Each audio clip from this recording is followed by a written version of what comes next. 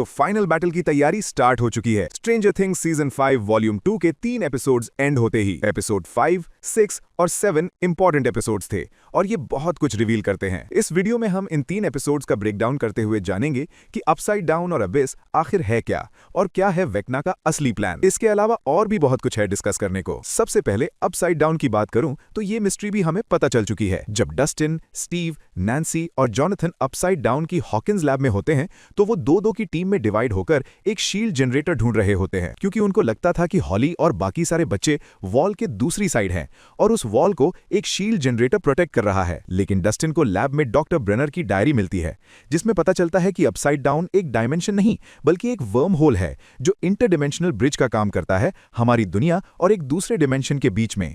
इस दूसरे डिमेंशन का नाम है अबिस, जहां माइंड फ्लेयर और डेमोगॉगन्स रहते हैं। सिंपल लैंग्वेज में बात करें तो अपसाइड डाउन एक ब्रिज है जिसके एक तरफ तो हॉकिंस है और दूसरी तरफ अबिस और बीच में है अपसाइड डाउन। और इसका क्रिएशन नवंबर 6, 1983 को 11 के डेमोगॉगन के कांटेक्ट में आने से हुआ था। अपसाइड डाउन को स्टेबल करने के लिए डॉक्टर ब्रेनर ने एक एक्सोटिक मैटर को बनाया जो कि एनर्जी सोर्स है जो इस पूरे ब्रिज को स्टेबल रखता है, अदरवाइज अपसाइड डाउन कोलैप्स हो जाएगा। नैन्सी के गोली चलाने से जब एक्सोटिक मैटर डिस्टर्ब हुआ तो थोड़ी देर के लिए वॉल टूटने लगी और सब कुछ कोलैप्स होने लगा। एक्सोटिक मैटर ही है जो अपसाइड डाउन को होल्ड करके रखता है। दी अबिस की बात करें तो ये वो जगह है जहां 1979 में 11 ने हेनरी क्रील को भेजा था। यहां माइंड फ्लेयर और डेमोगॉगन्स रहते हैं। और एक इंपॉर्टेंट बात कि हेनरी क्रील पहले भी अबिस में गलती से जा चुका है। स्ट्रेंजर थिंग्स के प्ले के अकॉर्डिंग जब नेवाडा में हेनरी और उसकी फैमिली रहती थी तभी वहां पर डॉक्टर ब्रेनर नेवाडा में एक्सपेरिमेंट कर रहे थे जिससे वो दूसरे डिमेंशन का रास्ता खोल सकें। लेकिन उनकी लैब में एक रशियन स्पाई भी काम करता था जो इंपॉर्टेंट सूटकेस लेकर भाग गया और पकड़े जाने के डर से वो छुप जाता है। जब हेनरी केव को एक्सप्लोर करने निकला तो उसे वही रशियन स्पाई सूटकेस के साथ दिखा और डर में वो हेनरी पर गोली चला देता है। फिर हेनरी उस पर पत्थर से अटैक करता है। बाद में जैसे ही हेनरी सूटकेस खोलता है तो उसमें माइंड फ्लेयर पार्टिकल्स होते हैं जो उस पर हावी होकर उसे अबिस में ले जाते हैं और इसी कारण से हेनरी क्रील उस केव में जाने से डरता है क्योंकि ये उसके लिए एक ट्रॉमेटिक मेमोरी है। इस पूरी स्टोरी लाइन को भी कवर करते हुए वॉल्यूम 2 में दिखाया है कि हेनरी की मेमोरी में जब हॉली और मैक्स होती है तो बच्चा हेनरी उस रशियन स्पाई को मारकर एक सूटकेस खोल रहा होता है और शायद इस सूटकेस में ही माइंड फ्लेयर पार्टिकल्स हो सकते हैं। वेक्ना के प्लान के बारे में बात करें तो वो रियल वर्ल्ड और अबिस को मर्ज करना चाहता है एक न्यू वर्ल्ड क्रिएट करने के लिए। इसके लिए वो धीरे धीरे अबिस में क्रैक्स करके उसे कमजोर कर रहा है जैसे उसने हॉकिंस में क्रैक्स किए थे।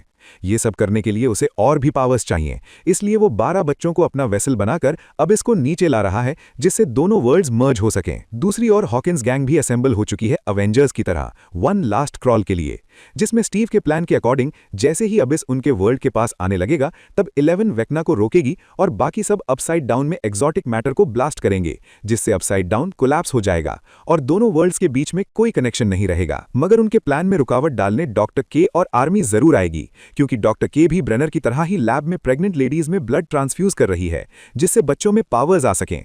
लेकिन काली यानी 008 के ब्लड से सक्सेस न मिलने पर वो 11 को ढूंढ रही है ताकि उसका ब्लड यूज करके एक्सपेरिमेंट्स किए जा सकें। और यही सब काली 11 को बताती है कि ये सब हेनरी के मरने से रुकने नहीं वाला क्योंकि आर्मी 11 के ब्लड से सुपर सोल्जर्स बनाएगी और ब्रेनर डॉक्टर के बाद भी कोई और आके एक्सपेरिमेंट्स कंटिन्यू कर सकता है। काली 11 को कहती है कि इसको रोकने का एक ही तरीका है कि जब अपसाइड डाउन कोलैप्स हो रहा होगा तब वो दोनों भी वहीं रुक जाएंगी ताकि उन पर कोई और एक्सपेरिमेंट्स ना हो सकें। इसमें विल के बारे में भी डिटेल्स बताई हैं कि कैसे विल हाइव माइंड से कनेक्टेड है, लेकिन उसकी पावर्स तभी एक्टिवेट होती हैं जब वो वेक्ना या डेमोगॉगन के आसपास हो। आगे वो एक डेड डेमोगॉगन के थ्रू हाइव माइंड से कनेक्ट होता है और मैक्स और हॉली को ढूंढकर वेक्ना से लड़ता है जो कि काफी अच्छा सीन है। फिर वेक्ना विल को फेंकता है और विल ट्रांस में चला जाता है और वेक्ना विल को पकड़कर बताता है कि विल ने ही टनल्स बनाने में वेक्ना की हेल्प करी है और वो एक आखिरी बार विल का यूज करेगा स्पाई करने के लिए ताकि वो मैक्स की लोकेशन ढूंढ पाए। मैक्स किसी तरह से हेनरी की मेमोरी से एस्केप करके रियल वर्ल्ड में तो आ जाती है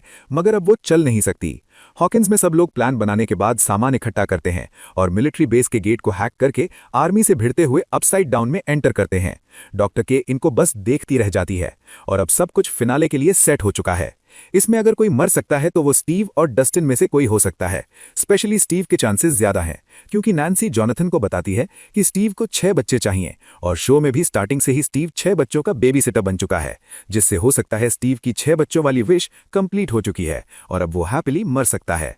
इसके अलावा काली भी 11 को सैक्रिफाइस करवाने पर लगी है।